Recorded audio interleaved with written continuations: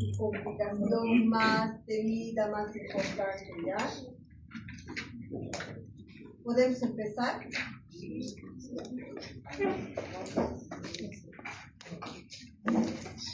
A ver, les decía, queridos, que antes prácticamente se daba en junto, ¿no?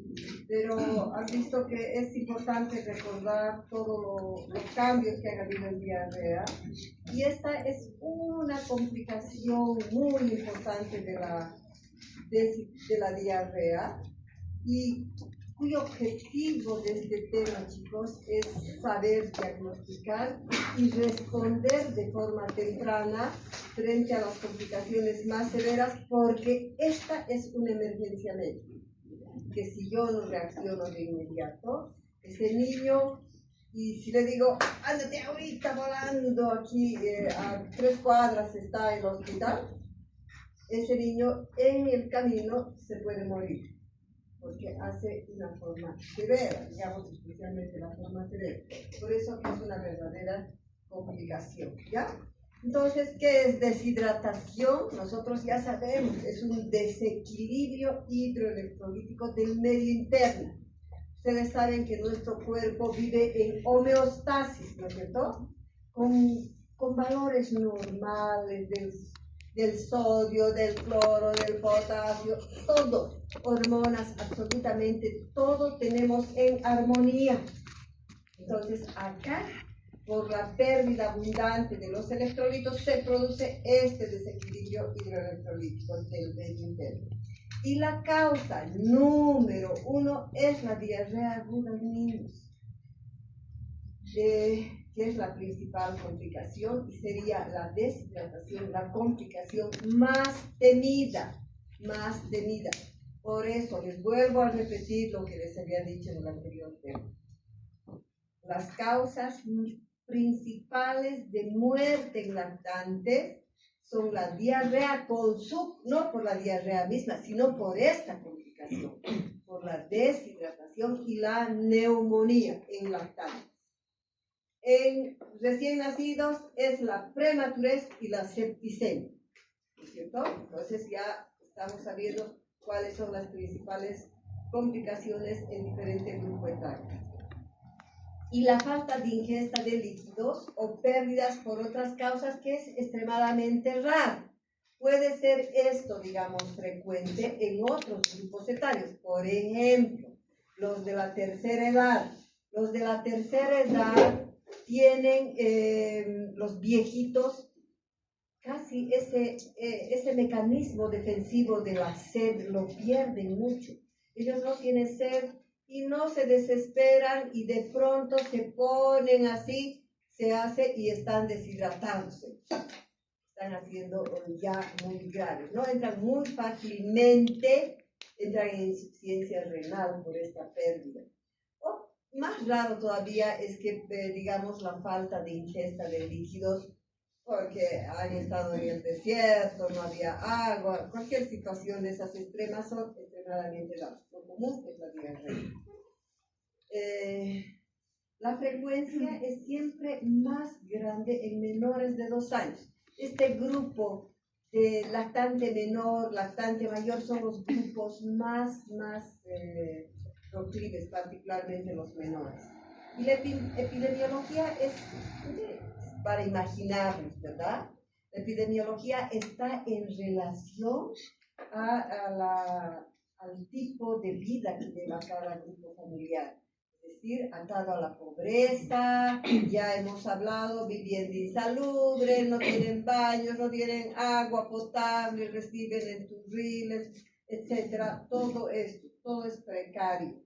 Es de los pobres. Fíjense, esta clasificación, queridos, esta clasificación es una clasificación que tiene relación con el déficit de peso por la pérdida de agua, y también aquí es por la clínica, ¿ya? Entonces, cuando hay diarrea, se pierde peso, y esta clasificación, esta parte, está en relación a esta pérdida de peso que va a condicionar, pérdida de líquido, que va a condicionar la pérdida de peso. fíjense, aquí para que tengan una idea, lo normal siempre me gusta poner para que comparen ustedes, ¿ya? 0 grados, es decir, no está deshidratado. No está deshidratado o simplemente puede haber una pérdida que es menor al 2%. Por ejemplo, que una persona haya hecho mucho ejercicio, ha transpirado cualquier cantidad o ha ido a una distancia muy larga, no ha tomado líquidos, entonces se puede perder hasta un 2% o menos. Porque después, si no ha habido grandes pérdidas, el organismo se ocupa de poner por todos estos reflejos de retroalimentación negativa, de poner en un orden, ¿no es cierto? Y según la clínica, si vemos, que está así de 0 grados, no está deshidratado, se supone que está normal, ¿no es cierto? Este es normal. Ahora, estos ya son diferentes grados de deshidratación que vimos. Primer grado, segundo grado, tercer grado, que es sinónimo mencionar, por ejemplo, que el de primer grado tiene una pérdida de peso corporal del 3 al 5%. Ese es primer grado, poquito, del 3 al 5%, es la de primer grado.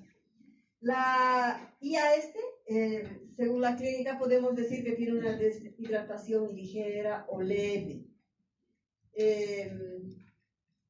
La de segundo grado tiene una pérdida de peso que oscila entre el 6 al 9%. Y por lo tanto, esta es una deshidratación moderada. Y la de tercer grado es mayor al 10% de pérdida de peso corporal. Esto equivale a una deshidratación grave, que si nosotros le ponemos cruces, la leve será una cruz, la moderada 2 cruces y la grave 3 cruces, ¿ya? Pero esta grave realmente es grave, chicos, así, por exagerar, es realmente, porque tiene otro nombre que es una deshidratación que se llama el pre-shock. Quiere decir que está a punto de choquearse y de morir. Y es cuestión de minutos, ¿ya? Entonces, esto es así. Existen otras clasificaciones de la deshidratación, pero que solo tienen acceso a este tipo de deshidrataciones los médicos y nadie más, ¿ya? Entonces, aquí, perdón un segundito.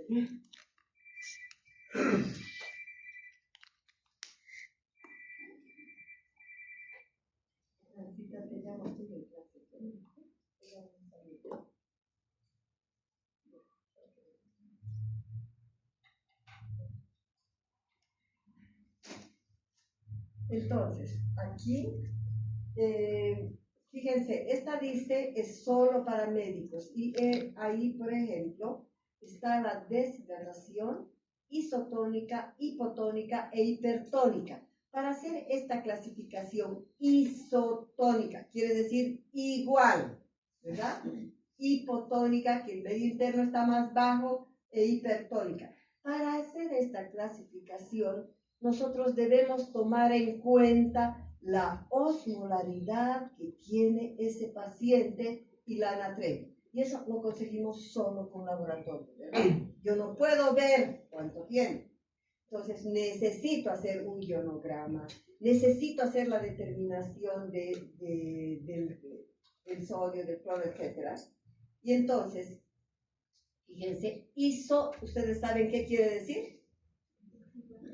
Igual, ¿verdad? Igual, es igual. Hipotónica, es decir, quiere decir que el medio interno, que es, esto no se olviden, queridos, el medio interno es el líquido extracelular. Su otro nombre es medio interno, su sinónimo, si quieren, es igualito decir medio interno o extracelular. Y el intracelular es el líquido que está dentro de la célula. Eso es fácil, ¿no es cierto? Ya. Entonces, la isotónica es cuando maneja los valores normales de una persona. Por ejemplo, que la anatremia está más o menos en 135.000 equivalentes, 140, ¿verdad? y que la osmolaridad está alrededor de 300 milosmeros, un poquito más, un poquito menos. Esos son valores normales. Tienen que aprender de memoria que la osmolaridad de cualquier persona, adulta, joven o bebé, es 300 miliosmoles, un poquito más o un poquito menos. Como el pH, es 7, una nada más y una nada.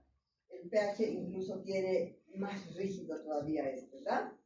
Entonces, esta isotónica quiere decir que tanto el líquido extracelular como el intracelular y el extra son igualitos. Hipotónica quiere decir que el medio interno es menor, su osmolaridad, que el intracelular. Y la hipertónica, que el medio interno es mayor que la intracelular. En condiciones normales, ¿se acuerdan ustedes que el líquido intracelular siempre es estable, verdad? Difícilmente se altera el intracelular. El que se altera mucho es este que está afuera, ¿cierto? Ahora, la otra clasificación que solo lo hacen los médicos también es determinar la clínica. Entonces, difícilmente una enfermera, una licenciada, no lo va a hacer ni un nutricionista, nadie esto, sino para esta experiencia lo tienen los médicos nada más, lamentablemente. Y es la leve, donde la pérdida de líquidos es alrededor de 50 ml por kilo de peso. Por kilo de peso. La deshidratación moderada o de segundo grado también, la pérdida es hasta 90 ml por kilo de peso. Y la deshidratación grave, hay una pérdida de 100 hasta 150.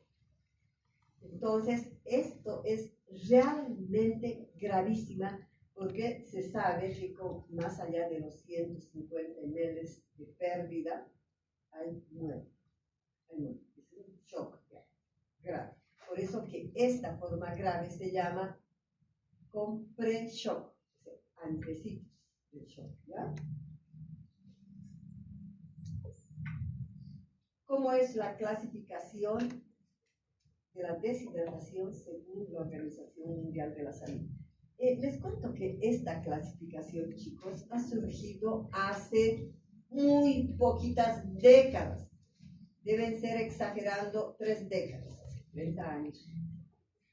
Para atrás, fíjense, y estamos en el 25, pero para atrás ya les he comentado en alguna oportunidad que la reparación de las deshidrataciones eran tan graves que tardaba 5, 7, 10 días en rehidratar al paciente.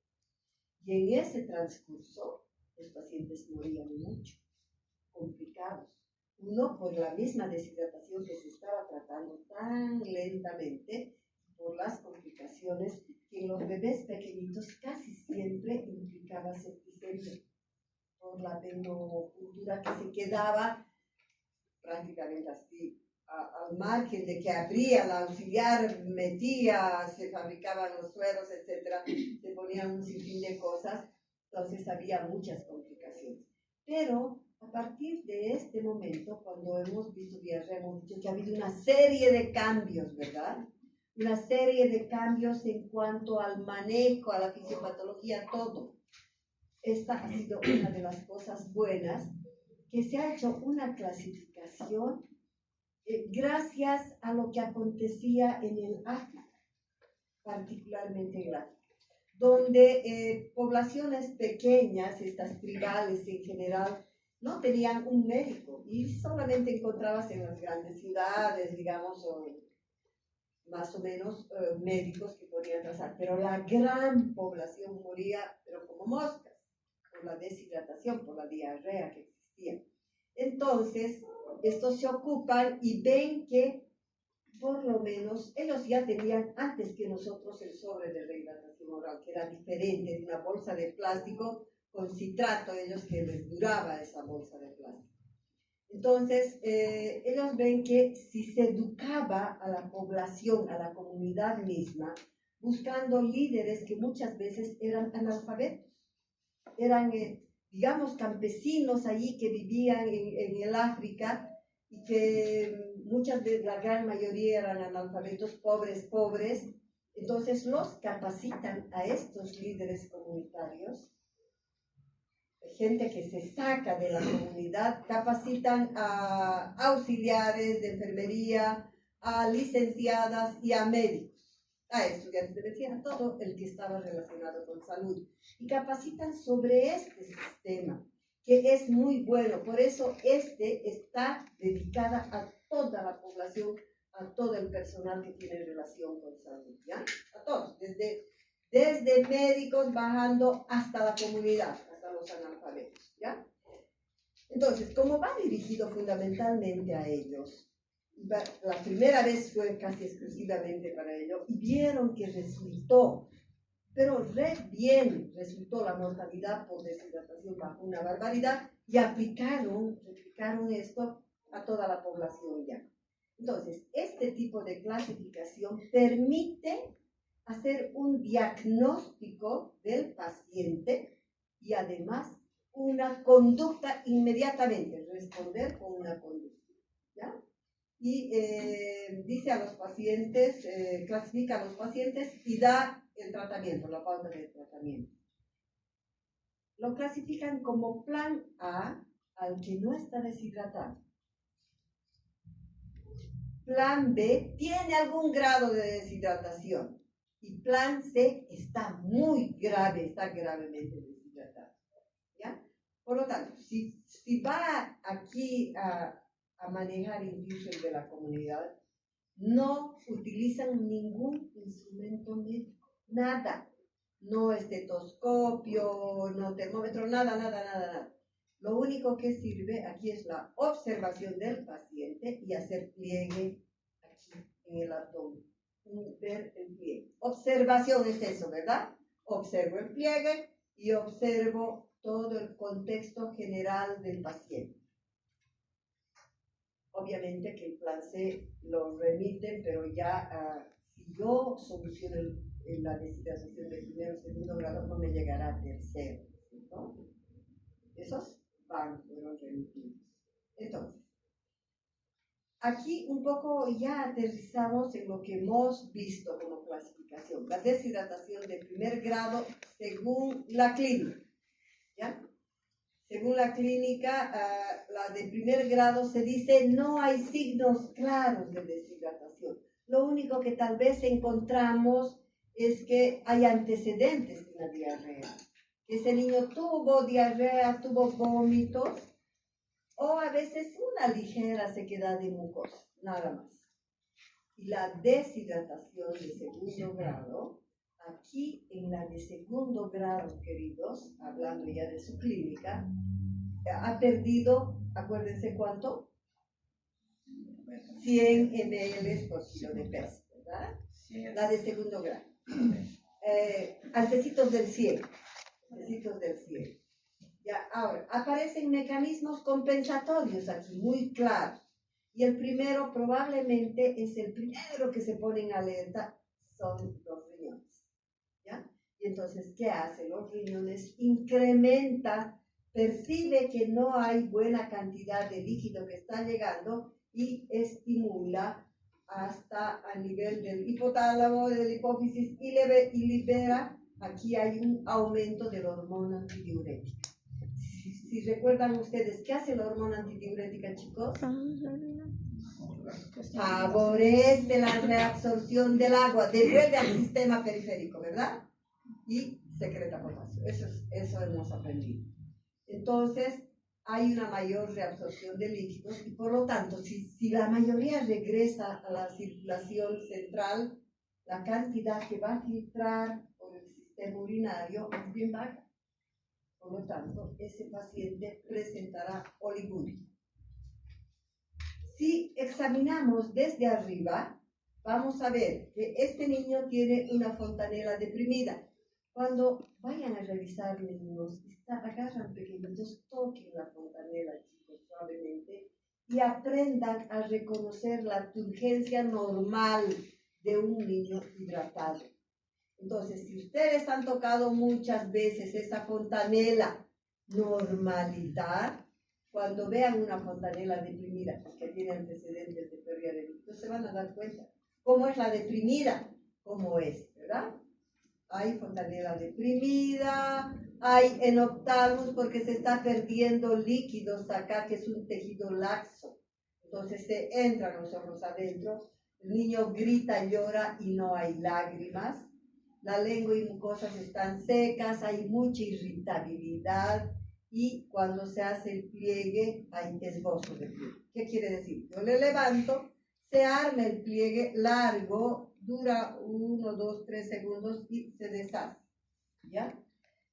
Pero es aquí la actitud del niño, que está terriblemente irritable, desesperado y sediento, porque una de las primeras cosas, también como mecanismo compensatorio, es la sed, ¿verdad? Es la sed. Porque un niño, ¿por qué es grave entonces en los niños pequeñitos la deshidratación? Porque estos dependen de sus padres. En cambio, un niño grande que camina, que se desplaza, que sabe que esto es agua, no importa, va, aunque sea agua sucia y la agarre y toma. No le interesa, él está de sed, ¿verdad? Y hace. Por eso, difícilmente los mayores de 2 años se deshidratan. En cambio, los chiquititos, por las dependencias, sí. Continuamos con la clínica. En la de tercer grado, que es la de tercer grado o pre-shock. Estos chicos que dice pre-shock tienen que entender que el espacio, la línea que separa una de segundo grado o una de tercer grado es una lámina, pero increíblemente delgada, que es cuestión de minutos para que pase del segundo grado al tercer grado y a morir. Es cuestión así rápida. Porque fíjense, el de segundo grado va desde los 6 hasta antecitos del 10%, ¿no es cierto? Entonces, esa tiene un margen, pero 10 es bien cerquita, para que ya pase para el otro lado. Entonces, aquí, esta deshidratación de tercer grado pre-shock es la forma más severa, más grave de la deshidratación. Es una verdadera emergencia, es una verdadera, porque la muerte sobreviene en minutos, no en horas, en minutos, ¿ya? La hipovolemia es lo principal, ¿verdad? Se ha perdido líquidos, ese medio interno está vacío. La hipovolemia intensa produce toda esta sintomatología que nosotros vamos a ver. Fíjense, hipovolemia por pérdida de sangre, por pérdida del líquido del medio interno, entonces da la misma sintomatología, porque la volemia está baja. Entonces, ¿qué encontramos en esto? En primer lugar, el aspecto de ver a ese niño es una piel pálida, marmórea, así y seca totalmente. Acuérdense que en el shock esa piel es sudorosa, fría, porque está viendo fenómenos de vasoconstricción periférica para mandar el líquido hacia adentro, ¿no es cierto? Toda la periferia está en vasoconstricción, por lo tanto es esa piel fría, pálida, y toda la sintomatología de segundo grado es muy acentuada. El enoptalmus es más intenso. El globo ocular, si se tocan ahorita, a ver, tóquense chicos, es durito, es tenso, no se toquen fuerte porque hay reacción vagal. Pero es duro, ¿verdad? Entonces, en un deshidratado de tercer grado, esto es como un globo desinflado. Uno toca y es blandito porque ha perdido incluso del líquido intraocular la persona, ¿no? Entonces, esta hipovolemia produce toda la sintomatología del shock. El paciente está en muy mal estado general y el libro lo describe y es así, está agónico. ¿Qué quiere decir agónico? Que se está muriendo y es cuestión de minutos. La piel pálida, marmórea, todo eso hemos dicho, hay compromiso del estado de conciencia, como ya no llega suficiente cantidad de sangre al encéfalo, entonces puede haber grados diferentes. El primero que solo quieren dormir, somnoliento, luego medio estuporoso, y luego hay un precoma, coma, ya ese es gravísimo, ¿no es cierto? Está casi muerto. hay anuria acentuada. En la de segundo grado había oliguria, aquí hay anuria. Ya no filtra nada más, todito el organismo se lo mete a la circulación, se reabsorbe, ¿verdad? Y complicaciones tan graves por la pérdida de bicarbonato, la acidosis metabólica, que le dará lugar a insuficiencia renal aguda. Estas dos son las complicaciones más severas. Entonces es un cuadro dramático de un paciente, no se lo ve bien, nosotros lo vemos y se está muriendo, lo vemos así, ya lo catalogamos así. ¿Cuáles son las complicaciones de tercer grado? Ya hemos dicho, la acidosis metabólica, el paciente también que hace acidosis metabólica está deshidratado grave y además encima tiene acidosis, es moribundo, terroso, mal, se lo ve mal. ¿Y cómo yo me doy cuenta? Uno, el antecedente de la diarrea, que me ha perdido grandes cantidades de bicarbonato y electrolitos. Y dos, porque tiene una sintomatología que aparenta ser respiratoria, pero que no es respiratoria. Tiene polipnea, con respiración profunda y con ayuda de los músculos de la respiración. Es decir, polipnea, respira rápido, ¿no es cierto? Pero así, en cada respiración hay retracción intercostal, subcostal, supraclavicular, todas las retracciones, ¿ya? Son profundas. Esa es la característica. Eso es una acidosis metabólica, en el pequeño y en el grande, esa misma sintomatología. Si no se corrige muy rápidamente con el bicarbonato de sodio, viene la muerte, sí, rapidísima también. Y esto aprendan, queridos, no por el examen, porque es parte de la emergencia. La dosis del bicarbonato es 1 a 2 mil equivalentes kilopeso dosis por la vía endovenosa. Como es emergencia, yo no le voy a dar a tomar bicarbonato. Le tengo que poner directamente al torrente sanguíneo. 1 a 2. Calculo primero con 1, si no mejora muy rápidamente, le vuelvo a poner el otro 1 y ya son 2. Y con eso sí va a estar todo. ¿Ya? La otra complicación es la insuficiencia renal aguda. Y esta insuficiencia renal aguda, ¿de cómo surge en la deshidratación? Hay como está circulando mucha cantidad de líquido que todo el tiempo está húmedo ahí en los túbulos del riñón. Hay una necrosis tubular aguda, se espacela esa mucosa del túbulo renal. Hay necrosis tubular aguda y por lo tanto me puede dar una insuficiencia renal prerrenal por la falta de líquido. Es prerrenal. No es por el daño del riñón. El riñón está sano. Es por la cantidad poca de líquido que tiene, ¿ya? Y aquí, como cualquier insuficiencia, debo solicitar potasio, sodio, urea, creatinina para ver la función renal, el filtrado glomerular, todo eso debo tomar en cuenta y a veces es necesario diálisis. Pero generalmente no, queridos, porque al ser prerrenal, si yo hago la corrección inmediatamente y doy una buena bulimia, ya no necesito, ya se soluciona. Por eso, alguna vez en pacientes muy especiales, desnutridos, puede ocurrir este fenómeno, ¿ya? La deshidratación desde el punto de vista de la osmolaridad y de la natremia. Ya hemos dicho que para esto, fíjense, ¿cuánto era la osmolaridad? 300 miliosmoles por litro. Así, 300 miliosmoles por litro. Un poquito más, que puede ser 310 o acercándose a 320, pero por más allá ya es hipertónico. O puede ser 280, 290. Debajo de 280 ya también es hiponatremia, ¿ya? Entonces es eso. Y la natremia que ya hemos hablado, ¿verdad? Entonces la deshidratación isotónica, un poquitito, si quieren les explico, queridos. Estoy agarrando el agua. en mi otra carta, no está aquí. Entonces, fíjense, vamos a hacer aquí, para que se ubique. Yo tengo 3 células, las 3 del mismo tamaño, hagan de cuenta que son exactamente iguales. Estas son células de núcleo.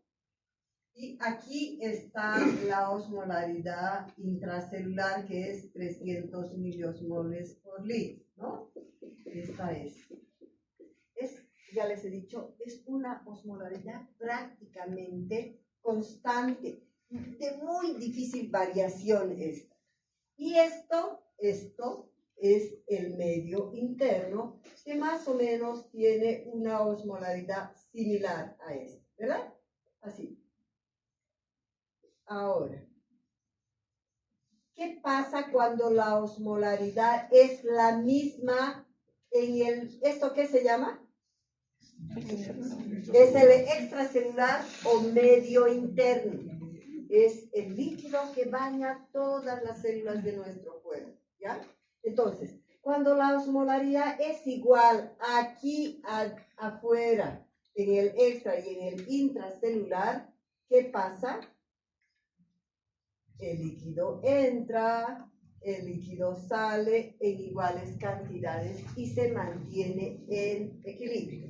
Por lo tanto, la célula, por más de que haya habido algo, no cambia. Eso ocurre en condiciones normales. Está exactamente igualita, ¿ya?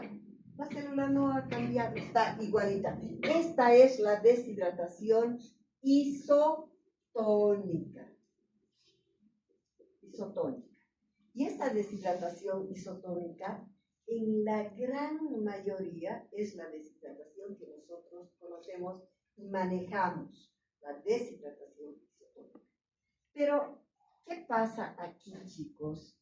Esta deshidratación de acá, fíjense, ¿dónde está más concentrado la osmolaridad? ¿Dónde? En el medio interno, ¿no es cierto? Ahí adentro, en el intracelular. Entonces, esta es más o menos el 70%. Este tipo de deshidratación, la hipotónica, aquí es isotónica, ¿no? Hipotónica es cuando el extracelular tiene menor osmolaridad, ¿ya? Y aquí está normal, el intracelular. ¿Quiénes son los pacientes isotónicos? Ya saben ustedes. Ya han llevado desnutrición, ¿no? ¿Sí? ¿Han llevado o no? Sí, no. ¿Cuál es? Ya, entonces, ¿quién tiene este tipo? El desnutrido, queridos. El desnutrido, si han llevado desnutrición, saben ustedes que es hipoalbuminémico, hiponatrémico, hipopotasémico, hipocalcémico, hipoglobulinémico. Todo es bajo en el desnutrido. Todo es bajo aquí. Todo tiene bajo. Por lo tanto, esta deshidratación hipotónica generalmente es en desnutridos. En cambio, esta isotónica es en eutróficos. En minutos bien, ¿ya? Entonces, fíjense, si aquí está más concentrado que afuera, ¿dónde va a dirigirse el líquido? ¿Qué? A ver, ¿dónde va el líquido? ¿Por qué? No, hacia adentro. Hacia adentro. Porque aquí hay poca osmolaridad y aquí hay mayor. Entonces, se supone que el líquido va a entrar para tratar de compensar. Entonces, ¿qué va a pasar con esta célula? ¿Qué va a pasar con esta célula? Exactamente, va a edematizar esta célula. Ahora, este otro tipo de célula, vamos a hablar de la hipertónica.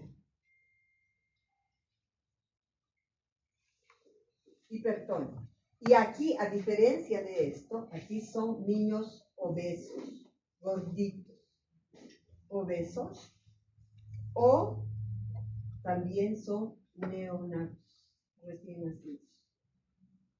Acuérdense que hemos hablado que el neonato no maneja bien los electrolitos, ¿se acuerdan? Que los primeros días no se deshacen completamente.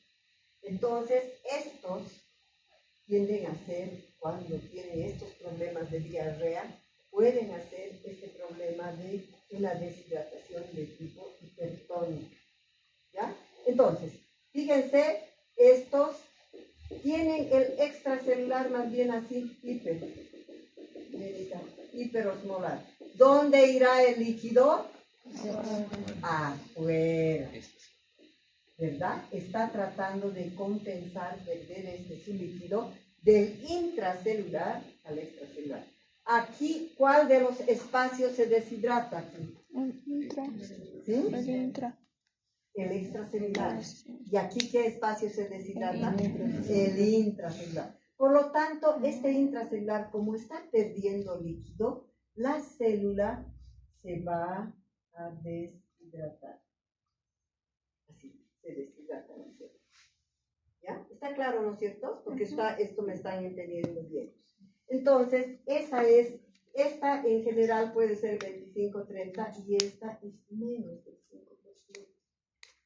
Es bien poquitito esta, ¿ya?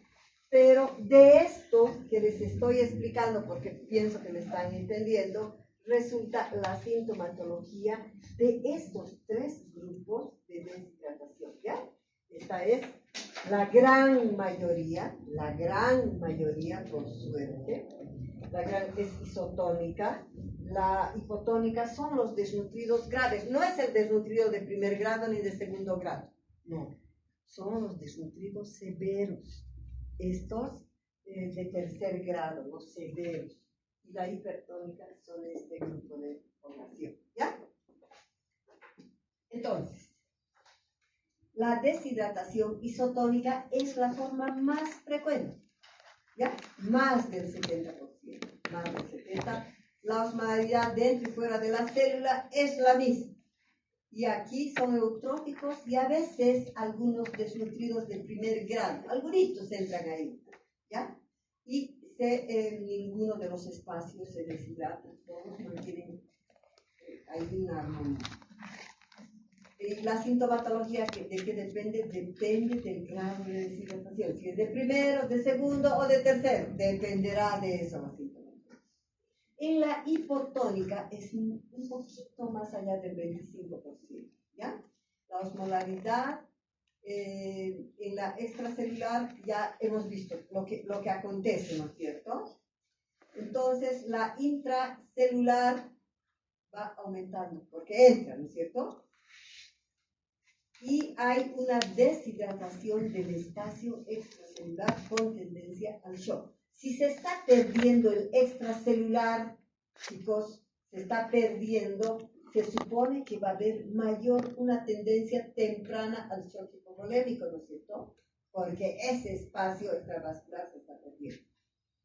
Y frecuentes desnutridos severos, fundamentalmente los de tercer grado. Esos son los que tienen mayor problema. Y la deshidratación hipertónica es menos del 5%, es una forma gravísima, que no se maneja en sala común, se maneja en terapia intensiva. Porque es grave. Porque esto que les he dicho, esta célula que se deshidrata, que se vuelve como un mocochinchi, ¿saben lo que es mocochinchi? Es un durazno deshidratado seco, eso es. ¿Lo ven? Es así. Y cuando lo hidratamos se hincha un poco. Entonces se pone así. Entonces, fíjense, en la hipertónica, sufren todas las células del contexto de nuestro cuerpo, de la economía, pero la que más sufre es esta. Las neuronas. Igualito que el resto, se pone, así se frunce, y al fruncirse, fíjense, hay una serie de trastornos neurológicos gravísimos, se estiran vasos sanguíneos, hay hemorragias intravasculares, y hay toda la sintomatología generalmente es neurológica. ¿Ya? En esta entonces, hay una deshidratación intracelular, mucho más en neuronas y es en recién nacidos y pacientes obesos. La síntoma, ¿por qué será en los gorditos? Porque se dice que la gente que está así gordito, obeso, es que tiene un buen estándar económico y generalmente estos hacen alusión a que tiene padres más ilustrados y tiene diarrea sobre deshidratación oral, sobre suero y los vuelven hipertónicos. No hay que abusar tanto de esto, ¿no? Pero son pequeños. Y la sintomatología es neurológica, aumento de reflejos, osteopedignosis, irritabilidad, muchas veces convulsiones, y es una forma más grave. El tratamiento siempre se encuentra, porque hay que estar todo el rato monitoreando los niveles de electrolitos. ¿Ya? Ahora, según la Organización Mundial de la Salud, fíjense, estamos revisando todos los grupos que hemos visto en las clasificaciones. Según la Organización Mundial de la Salud, ahora está tan extendido esto, que les cuento que hasta hace unas 2 ediciones no estaban ni siquiera en los libros, eran los protocolos de la OMS que conocías, entraron así, pero ahorita absolutamente todos los libros tienen esto, ¿no? Todos. Entonces, fíjense, según la deshidratación, según la Organización Mundial de la Salud, se dice que hay diarrea sin deshidratación, aquella que no tiene deshidratación. Si no tiene deshidratación, se hace plan A. En la que tiene algún grado de deshidratación, se hace plan B. Y aquí se hace la observación en este paciente. ¿Y cómo hago yo para observar? Le ofrezco a ese niño un vasito de suero o de agua, o de leche, lo que sea, líquido. Y ahí se observa la actitud que tiene el paciente, cómo reacciona frente al líquido. Y este niñito de segundo grado, el plan B, que correspondería al de segundo grado, pero no se habla así, sino dices, tiene algún grado de deshidratación, porque así se les ha educado a todos. Entonces, está desesperado, sediento, y ve a cualquier líquido, sea leche, suero o agua, se aferra desesperadamente y no quiere largar. Es realmente increíble como bebecitos tan chiquititos no quieren largar y gritan porque cuando están vomitando hay que fraccionar y se les quiere quitar, enloquecen, ellos quieren terminar todito, quieren saciar la sed.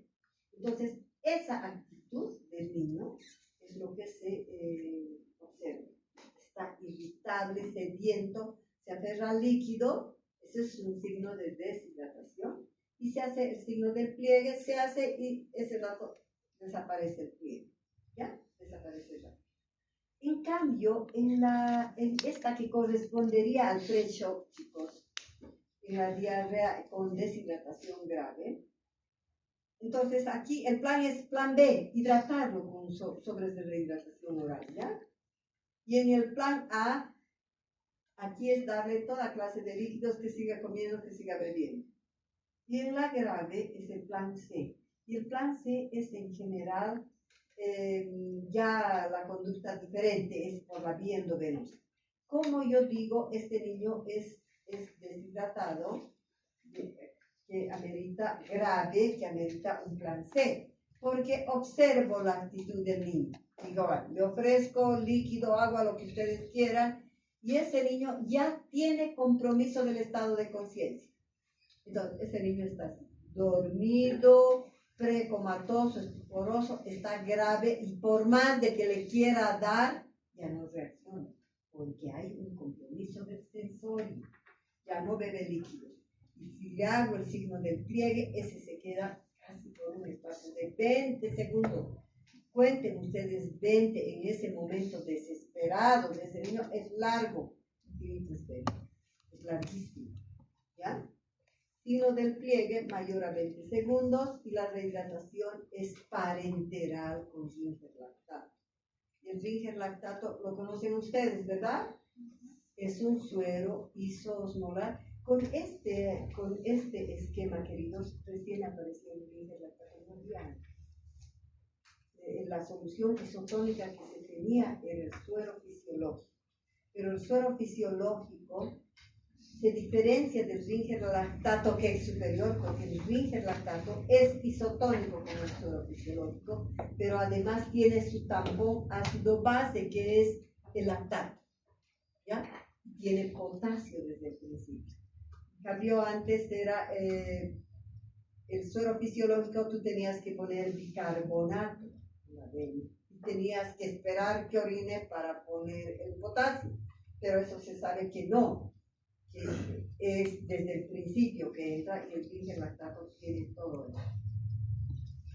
Entonces, ¿cómo es el manejo de esta deshidratación de tercer grado según la OMS?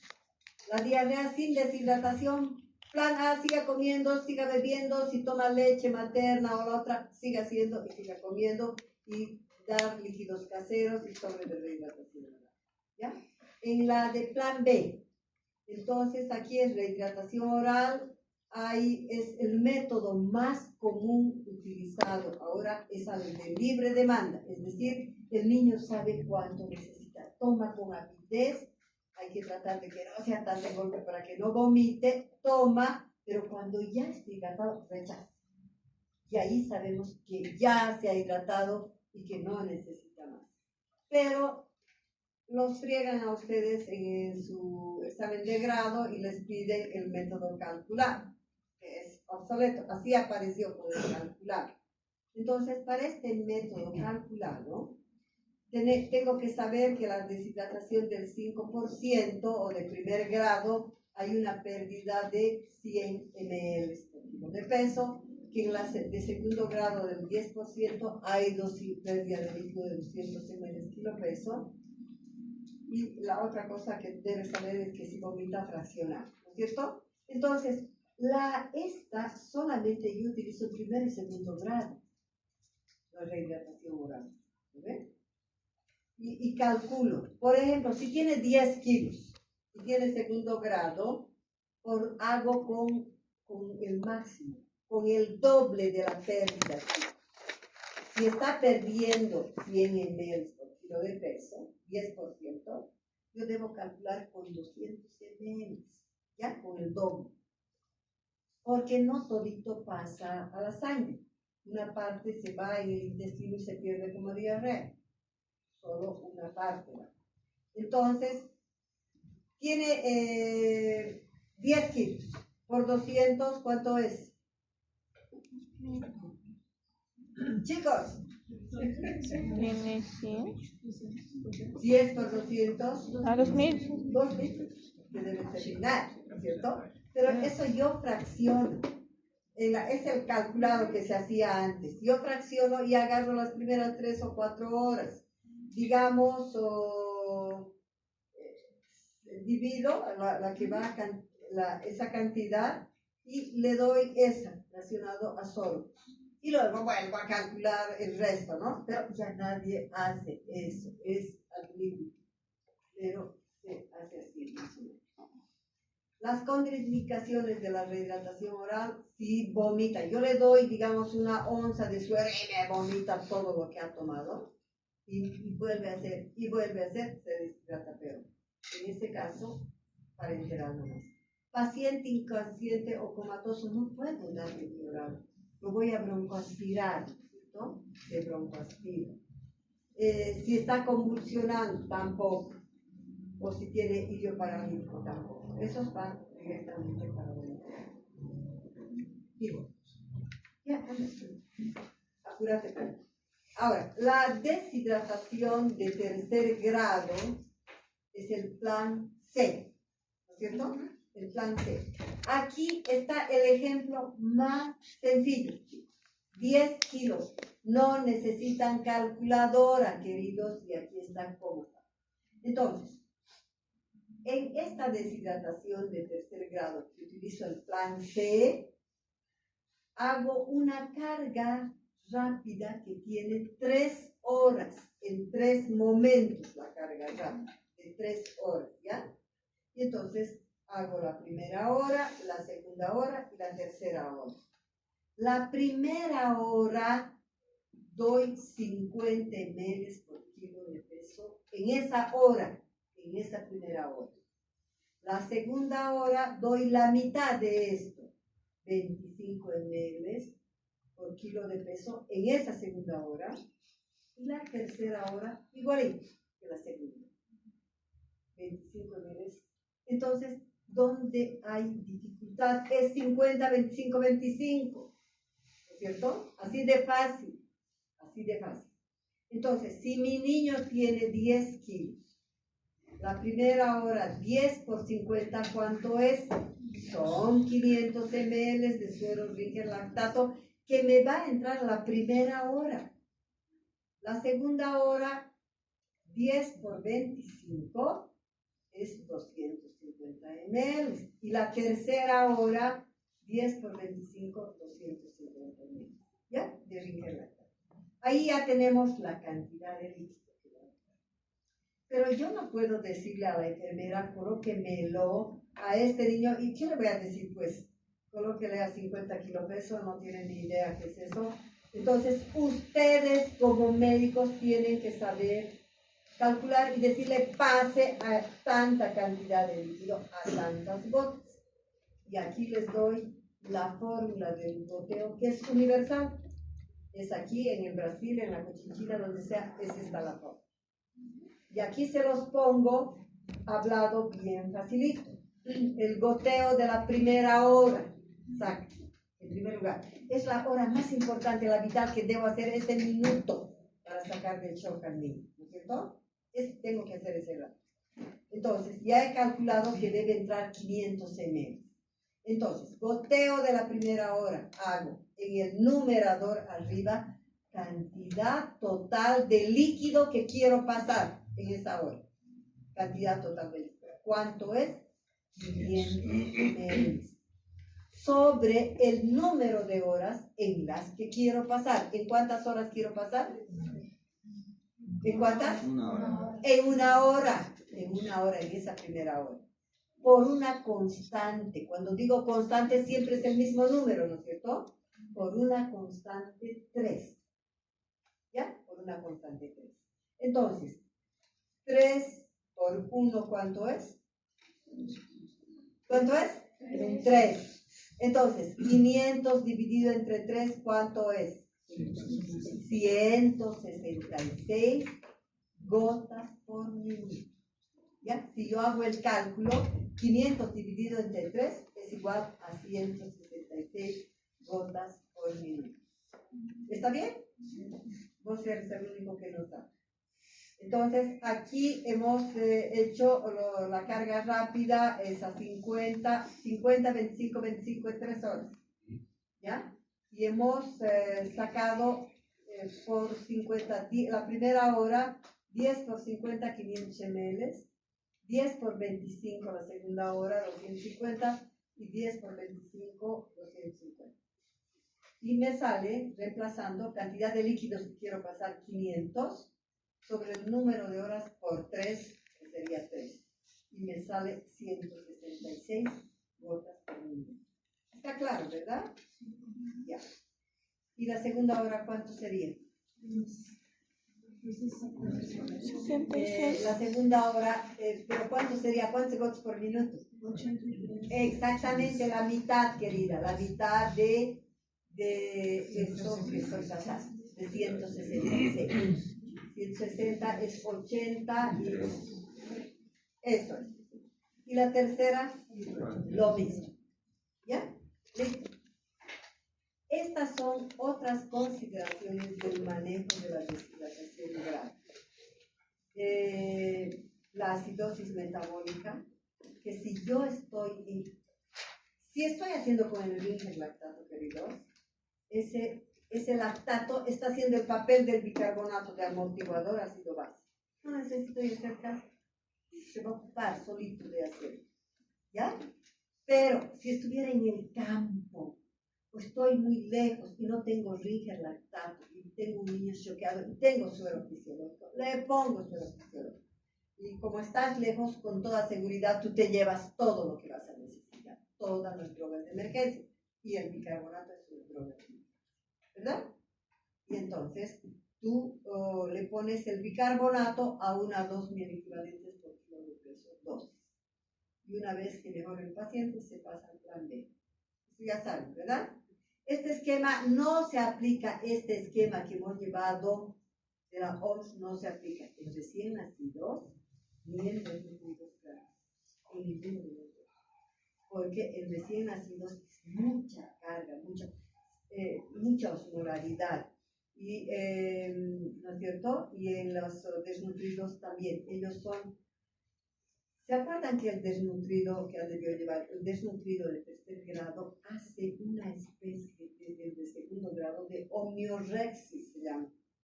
Es decir, que su organismo se llega, cuando entra al segundo grado, se acostumbra a un tipo de deficiencia de todo. Se acostumbra a vivir desde el primer, segundo grado a ese déficit. Eso se llama homeorexis. ¿Ya? Pero el de tercer grado ya está terrible. El de tercer grado es un problema. Como es hipoglobulinémico, es un inmunodeprimido, si quieren, terrible, porque todo su sistema defensivo es bajo.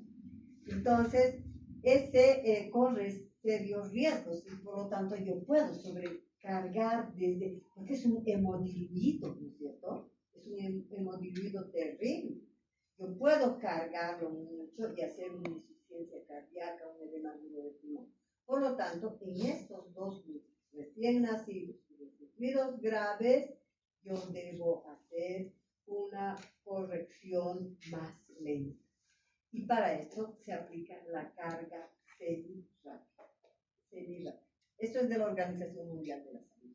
Para estos dos grupos, neonatos y desnutridos graves. ¿Ya? Entonces, para esto yo tomo en cuenta la máxima pérdida de líquido. ¿Cuál es? 150 ml por kilo de peso. Porque más de allá ya es shock y es muerte. Es muerte así.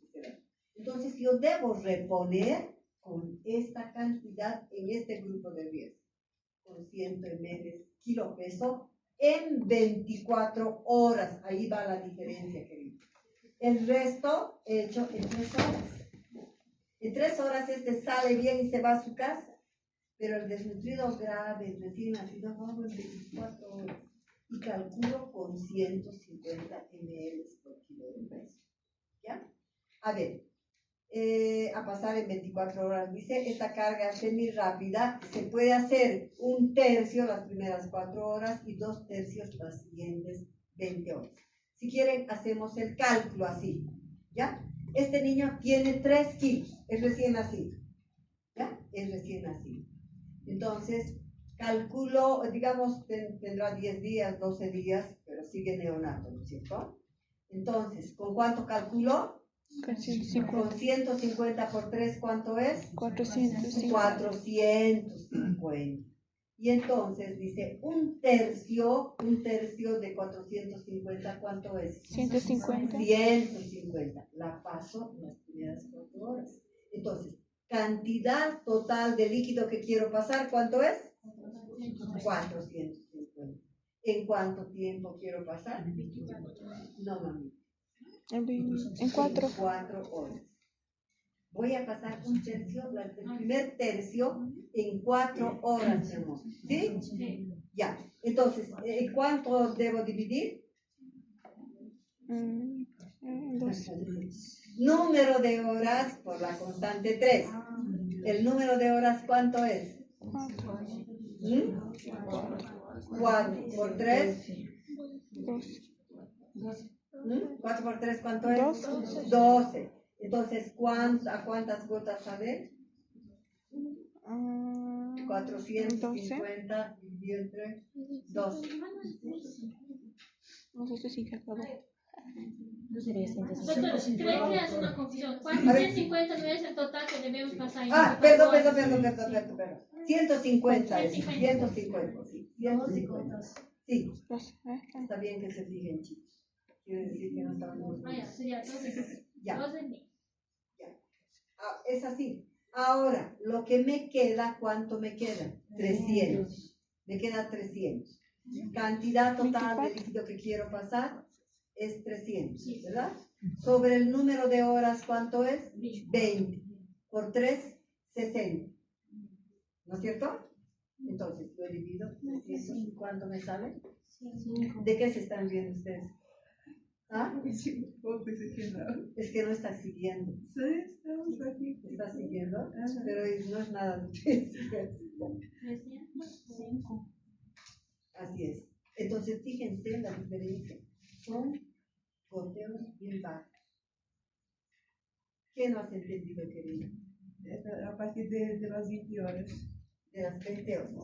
Aquí, mira, un tercio las primeras 4 horas.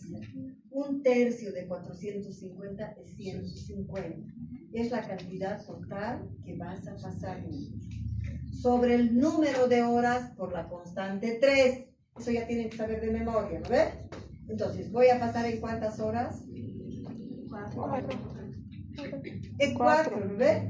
¿Me estás siguiendo o no? 4 por 3, ¿cuánto es? 2. Entonces, 150 dividido entre 12. ¿Sí? Ya. Y para las siguientes 20 horas, la cantidad total, ¿cuánto voy a pasar? 300. ¿Sí? Y el restante que ha sobrado. Sí, lo que ha sobrado. 300. Sobre el número de horas por 3, ¿cuánto es? Número de horas por 3. 60. Y ahí me va a salir 5 puntos. ¿Lo ven? ¿Está claro, queridos?